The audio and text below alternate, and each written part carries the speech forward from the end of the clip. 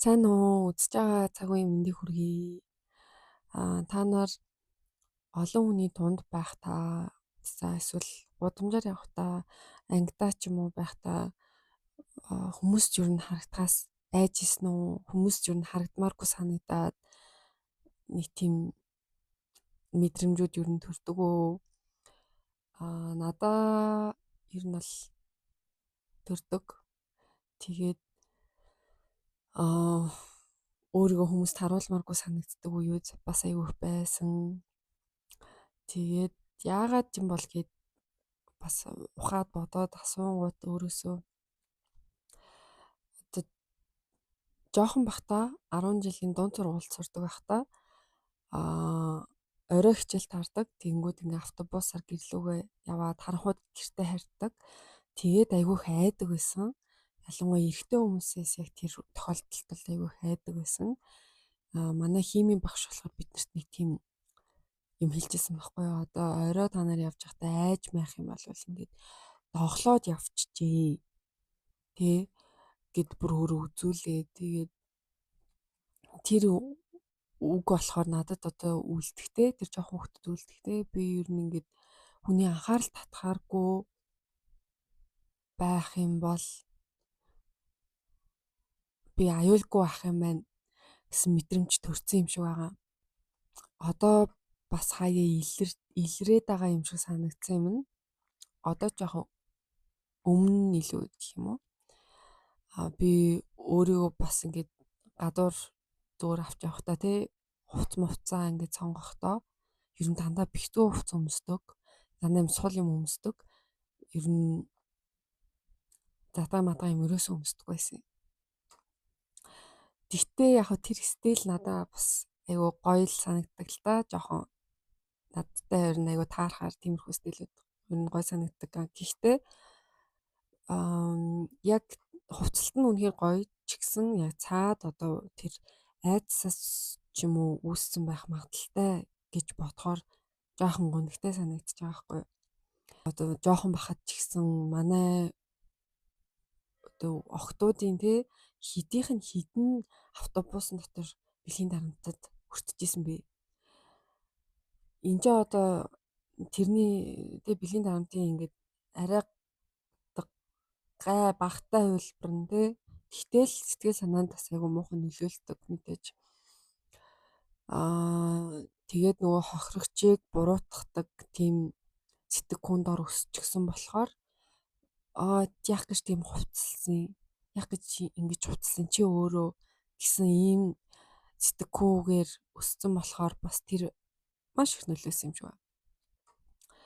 Тэгээд одоо том болоод ингээд хувцалтаа харахаар тэгж хувцалж байгаа маань болохоор би ер нь ингээд хүмүүст буюу эрэгтэй хүмүүст ялангуяа тэгж sexualize хийлгүүлмээргүй санагдсан. Тэр хүмүүс зүгээр л зөрөөл өнгөрч байгаа эрэгтэй хүний бодолд тиймэр би ерөөсөй байхыг огт хүсээгүй. Өөрийгөө тэгж хамгаалж исэн юм шиг байгаа. Одоо л гэхдээ тэр хүмүүсийн нүүдтэй эмэгтэй хүмүүс ч гэсэн эрэгтэй өнгөлтгүй эмэгтэй хүмүүсийн нүүд ч гэсэн айгу хурц байдаг. Одоо бас нэг санаж байгаа жишээ нь болохоор ингээд арга хэмжээнд нэг эмэгтэй айгу гоё дресс өмссөн. Тэгээд айгу содоо харагдаж байгаа. Гэхдээ тэр хүн бол ингээд арга хэмжээгээ хүндлээдтэй айгу ингээд гоё хувцалсан байгаа. Тэгэхэд ингээд бусад хүмүүсийн харц ер нь эрэгтэй гэлтгүй эмэгтэй хүмүүсийн харц ч гэсэн жоохон онцгүй санагдчихсэн. Одоо том болоод би яг хувцлахтаа бол тийм хүмүүсийн нүд үг мөг ерөөсө хамаарахгүйгээр би зөвхөн өөрийнхөө өмсмөр байгаа ямар байгаа имээр байгаа тэр зүйлсийг өөртөө яг зөвшөөрч өөрийгөө сайхан гой байлгах үүднээс илүү хандахыг хичээдэг болсон. Энд маань бас нэг айгүй том нөлөөсөн зүйл нь болохоор би нэг хэсэг хугацаанд pole dance хичээлд явсан. Тэр маань exotic спорт хоёулаа хамт ордог байсан. Тэгээд exotic нь болохоор яг илүү бүжиг. Тэгээ өөрийгөө толинд ингээд амар тийм олон хүний дунд ч юм уу тэгж тийм байдлаар харж байгаагүй хүний хувьд надад бол үнэхээр шинэ бас айгүй гоё санагдчихсэн. Яа ингээл амар өндөр өсгөдөг гутлыг тэр өмсөөл тэгэл бүжиглээл өөрөө өөртөө зориулаад ингээл гоё байх бол яг одоо намайг ийшээ одоо айгүй түлхэж өгч байсан. Тэгээд би Instagram дээр ч гэсэн pole dancing reel хийж байгаа. Тэгээд YouTube дээр бас ингээд бичлэг хийж гин. Би ер нь хүмүүст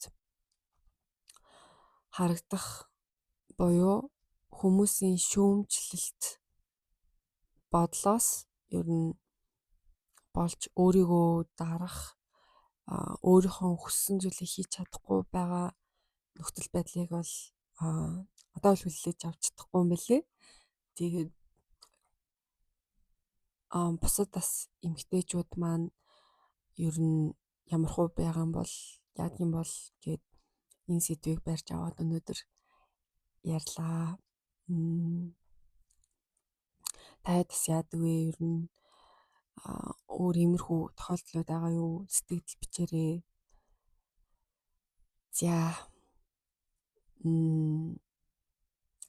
үнэхээр өөрийгөө бүрэн илэрхийлж тий өөрийнхөө бас энэ эмгтээлэг ч юм уу за энэс гадна зүгээр өөрийнхөө хиймээр байгаа юмыг хийхээсээ айх тэр нь хүмүүсийн урд гарч байгаа болохоор айх хэрэг айдас байвал жижиг алхмаар бас өөрийгөө хүмүүсийн нүдэн дээр гаргаад үзээсэй гэж хүсэлт тавьж гин зүгээр гой хувцс өмсөд гар хүмүүс харахыг нь хар.